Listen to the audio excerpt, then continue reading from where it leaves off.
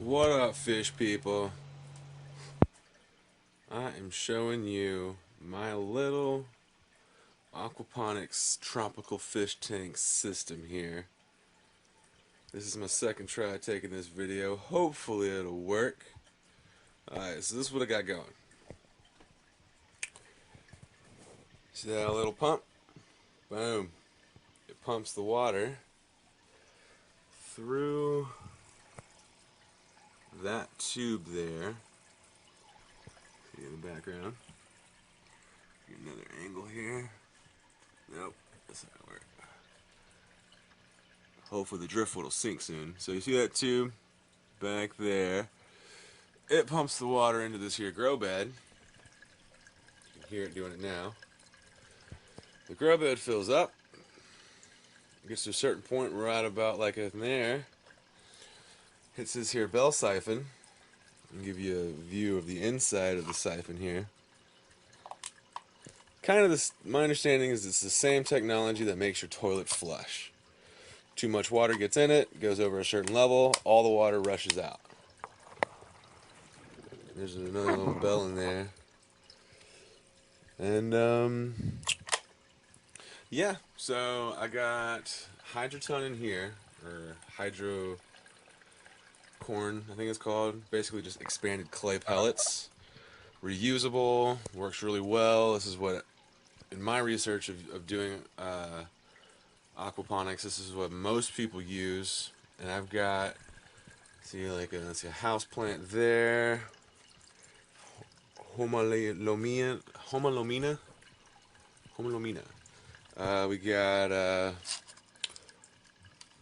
one of these fellers sitting there, and you can see, I mean, since I've got it, we've had this one and this one. Just went and got it. It was like $2 from Lowe's or something. I planted from seed. Here is a pumpkin, and there is another pumpkin, also spinach. So yeah, water goes in. You know, I just have this tube here so that it's easy to take this hose in and out, because it's so much easier to do water changes when you got that in there. Just pop it out, put it in the bucket, turn on the pump. So yeah, it fills up, drains out, and it does that every 15 minutes for 15 minutes. So many times a day that's flooded and drained, which is nice because it adds a current through here and makes the, you know, spreads the water around and keeps the temperature consistent. And a lot of times the fish, when it cycles, the fish will go and hang out in the current. But yeah, so you can see I got my salt in there because I'm dealing with some ick issues. The only reason the light's on is because I'm doing the video. The light's been off actually for, I don't know, 5 days or so, because I've been dealing with this ick. But I've been keeping it off, keeping the temperature up, salt in the tank. I'm worried because of all the plants, and I've got some shrimp and some dwarf frogs in there. So see if you can get any of those little fuckers. There he is. I got 3 of them.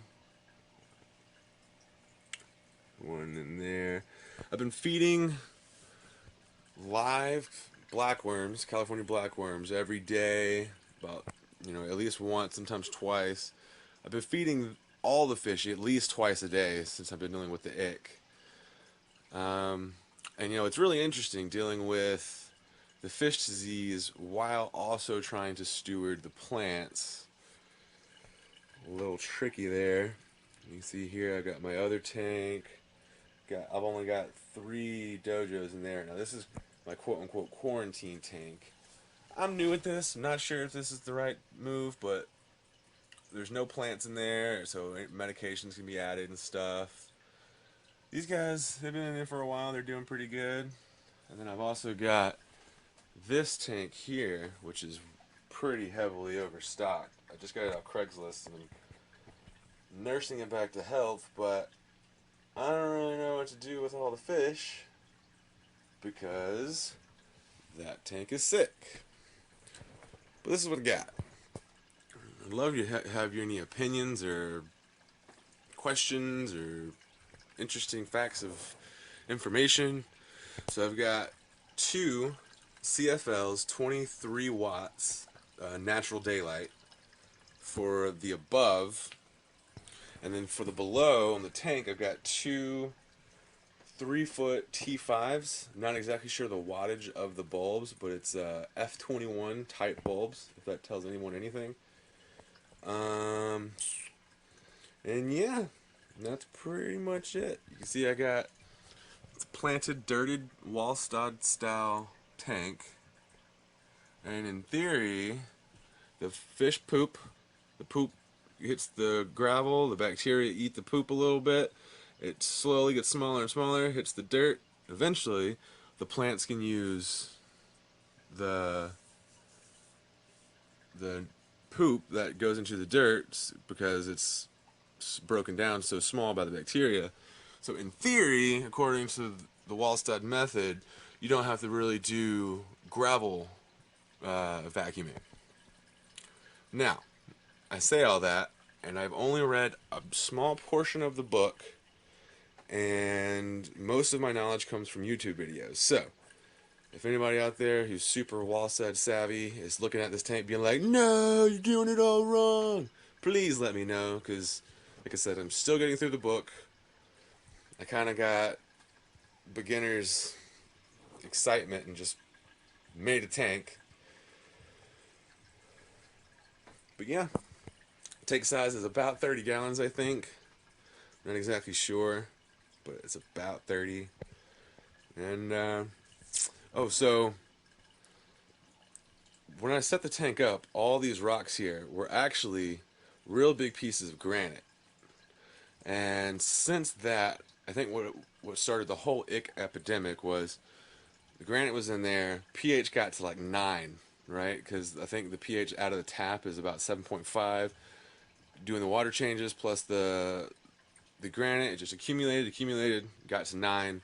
Then Christmas Eve, rolls around, and my roommates and girlfriend got me a whole bunch of fish. Best intentions, not the best outcome, I suppose. I added all the fish basically at once, and it was like at least 7 fish, of different types. A big old loach, big mistake. A bunch of diamond guppies, inler guppies, a bunch of stuff. Either way, a lot of that stuff died, unfortunately. Down to what I've got. I'll try to put a link to